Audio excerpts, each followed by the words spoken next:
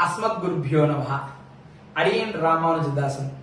మీకు మీ కుటుంబ సభ్యులకు శ్రీరామనవమి శుభాకాంక్షలు. మనందరికీ శ్రీరామనవమి అంటే వచ్చిన సందేహం వస్తుంది. శ్రీరామనవమి అనగా రాముల వారి యొక్క తిరునక్షత్రం కదా, అంటే పుట్టినరోజు కదా.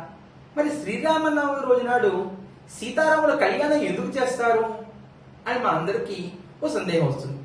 అయితే దీనికోసం ఆగమ శాస్త్రాల్లో రచించి ఉన్నారు. ఏమనంటే యస్య అవతార దివసే తస్య కళ్యాణమాచరేత్ అని. ఏ రోజైతే భగవంతుడు ఉద్భవిస్తాడో, అవతరిస్తాడో ఆ రోజు కళ్యాణాన్ని ఆచరించాలి అని ఆగమ శాస్త్రంలో చెప్పింది. అందుకే శ్రీరామనవమి రాముడు వారి యొక్క తిరునక్షత్రమైన పుట్టినరోజైనా మనం సీతారాముల యొక్క కళ్యాణం చేస్తూ ఉంటాం.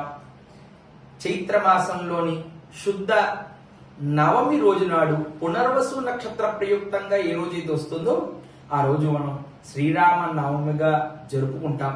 ఆగమశాస్త్రం ప్రకారంగా కళ్యాణాన్ని ఆచరిస్తాం. అంతేనండి.